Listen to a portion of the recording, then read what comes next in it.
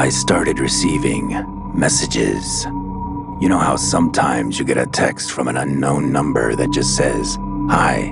I block them, but sooner or later that same hi pops up from another number, and I block that one. Well, this started out like that, only the first message wasn't hi. It was, "We are not dead." They claimed to be using a future technology to send messages back in time, a warning of the world to come. The Horror Eternal presents We Are Not Dead. Chapter 3, Projections.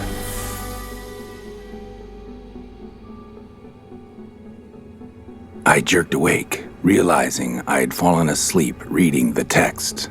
Disoriented, I felt around in my covers for the phone, checked the time. Exactly 2 minutes until my alarm goes off. 2 minutes before I have to drag my ass off to the grind. I opened the screen to a string of texts that had come in before I nodded off and started to read. When I saw it there, black eyes staring, I stepped right back out the door and paced the walkway outside, unable to process what to do. Leave, but go where? Go back in? So I found myself bouncing back and forth between the two. Finally, I stopped, and then stepped back up to the doorframe and slowly looked around the corner. I stared at it. Then the clear membranes blinked over the black pools and I jumped back away from the door. I pulled up the name of a friend of mine, Edwin, and tapped the call icon. I started pacing again as it rang on the other end. It finally picked up. "Hey," his voice answered, sounding slightly distracted. "What the fuck do you make of this shit?" I asked, realizing I hadn't directly spoken to anyone about the situation since it began. I don't know, finding it really hard to think at all. "Right? Did you work today?" "No, day off. I drove around looking at them. I noticed something. Some of them just stand there, but some of them come and go. Or maybe they move to a different spot. But I've seen some standing somewhere, and when I'd pass by that spot again, they wouldn't be there. Or there'd be one someplace they hadn't been before." "Yeah, I've noticed that too. I went to work this morning and saw my first one in the courtyard. Then I got home, and there's one in my fucking front room." "No shit." If I had to make a list of the 10 worst feelings in the world, waking up just before your alarm and then the assault of said alarm on your nerves would be high on that list, higher than if the same alarm had raised you from a peaceful sleep. Seeing that there were only a few more unread messages waiting, I clicked off the alarm and continued reading. Yeah, it's too fucking weird. That's why I wanted to see if I could come over to your place for a while. Maybe if I leave, it'll go away. "You can if you want, but fair warning, we've got one in our kitchen." Fuck. Beats being all alone with one, I guess. I hung up and went back to my car. I averted my eyes from the watcher and the old lady's body as I passed on the way. That was the last text in the chain. Pounding the beat in my truck for the hours that followed, I imagined what it would be like to see some kind of bizarre creatures standing around all along my route. Worse yet, what was I going to do when it happened? The disposition of my own thoughts told me I'd accepted the idea that the texts were real. But what was I reading? I couldn't see how anything I was learning about this impending horror would allow me to prevent it.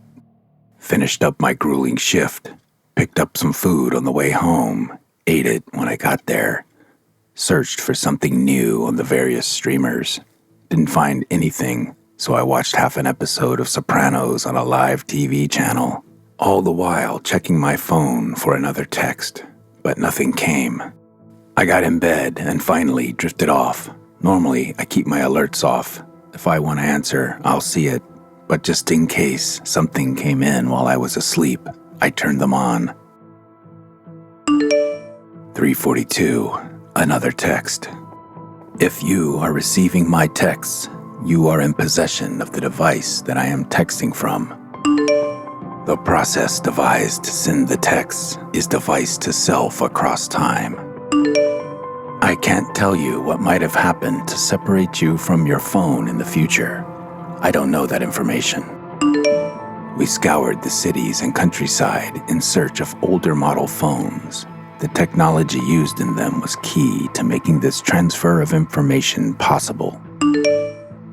I'm telling you this because I'm sure you've wondered, why are you receiving these messages? Is there some reason you were chosen?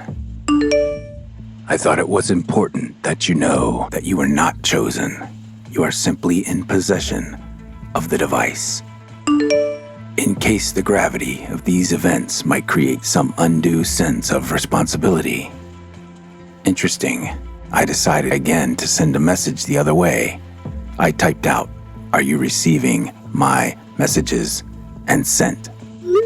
I waited, but there was no answer forthcoming. Eventually, I closed my eyes and drifted into a light sleep that was cut short by the eruption of my morning alarm.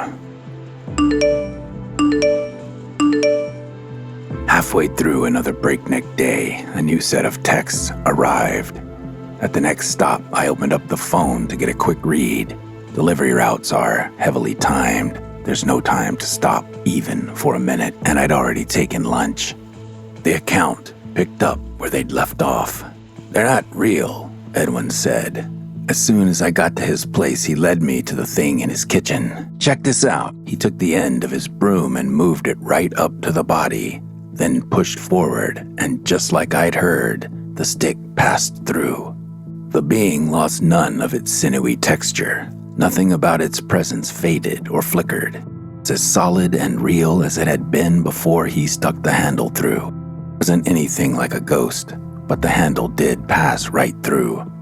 He wiggled it, so it passed up, down, and all around the body with no effect. The eyes did that freaky blink as he did. "See? It's some kind of projection," he insisted. "It's the government. They figured out a way to project these images to scare everyone. Fear is the control method, man." I looked at the time on my delivery tracker. Damn. Read those texts, and now I was 2 minutes behind. Another one appeared, but I had to force myself to close out and get a move on. More texts followed. I shut off alerts so I could concentrate on getting my job done. Once I'd returned my delivery vehicle and turned in the keys, I sat in my car in the parking lot and read. Edwin continued. "I read online once about a thing called Project Bluebeam. The government was going to project images of UFOs in the sky, holograms, all over the world, claim it was an alien invasion, use it to lock us all down in our homes, control us. This is it. Only people found out about the UFOs, so they gave us the aliens themselves." Bluebeam. I had heard of it. It was a convincing argument. You notice they don't move around. They're stationary. Only movement is that creepy eye flick. It would be a lot harder to project them if they were walking around or whatever. So you see what I mean? They're not real. It's as good a theory as anything I've heard. I motioned to Edwin to follow me back to the front room. I didn't like being close to them. "How do you think they're doing it, though? Where's the projector?" "The projector's gotta be in our heads. I don't know how, but somehow they got something into everyone's head, like nanotechnology or something. Then they project the images down from a satellite, probably right through the cell phone towers." Edwin's girlfriend, Rosa, came out from the bedroom and sat on the couch, clutching a pillow from her bed like a frightened child. Edwin continued. "Why hasn't the president said anything? What's the government doing? They're just letting the fear build up. This is bullshit, man." I saw an article where the government or the military is conducting experiments or studying them or something, I said. They did put out a warning to stay away from them. Then Rosa spoke up, her voice brittle, cracking. "I want to get out of here. How can we stay here with that thing in the kitchen? How can we sleep?" Edwin responded, his tone irritated, impatient. "Honey, I told you, it's not real. Besides, we called your mom. She's got 2 in her house. I've got one in my front room, right in front of the TV," I added. "I've been reading online. There are a lot of suicides happening," Rosa said. "Some people think they're angels or demons or something. They're judging us." "It's always religion," Edwin said. They want you to think that. It's part of the fear. Fear God, fear the devil, fear your eternal damnation. Same bottom line. Control of the masses. Suddenly, Rosa let out a high-pitched scream and jumped up from the couch and ran out the front door, her screams piercing the air all the way. Edwin and I traded what the fuck looks and ran to the doorway. We could see the front door of the building closing at the end of the hall. "Shit, she's lost it," Edwin said, and we took off after her.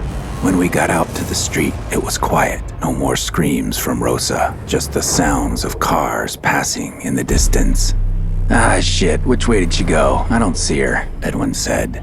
"I can't see her either," I said. "What do we do?" Edwin eased up, dug a package of cigarettes from his pocket, took one out, placed it between his lips, and proceeded to light it. He looked down the street to the east and pointed. "I'm gonna guess not that way. There's a couple of those things planted on either side of the street. Don't see anything the other way." We started walking west, casually.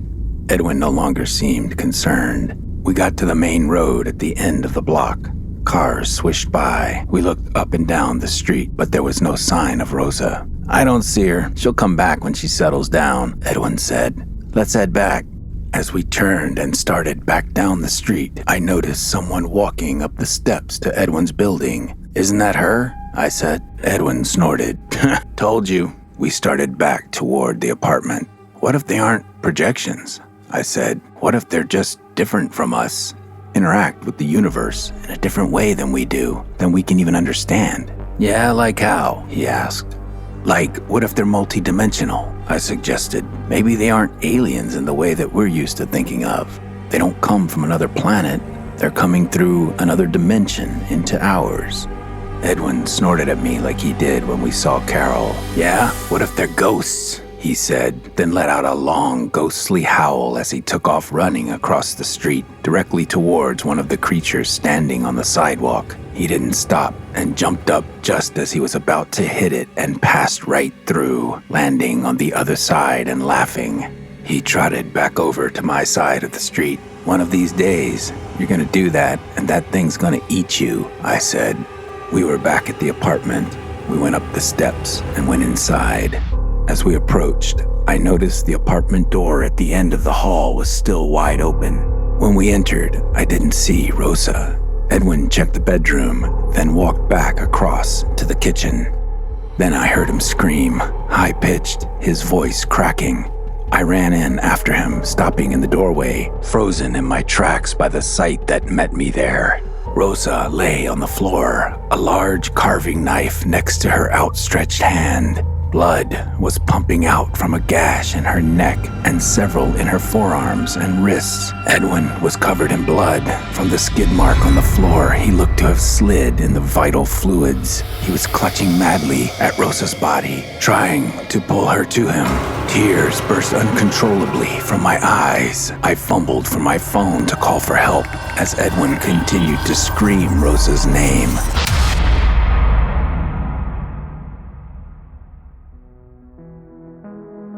If you have enjoyed this program, please like, review, and share. Spread the word. Help us build an audience to change the future.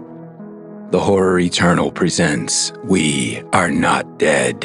Written, produced, and performed by Roy Burdine. Sound design and mix by Mark Labib. The Horror Eternal and We Are Not Dead are copyright 2025 Roy Burdine. This has been a Spiral Opus audio production. Also from Spiral Opus, don't miss Mindraker, Background Anger, the story of a psychic assassin on a mission from God. Season 1 available on Apple Podcasts, Spotify, and everywhere you get your podcasts. Monster Forge. We make monsters.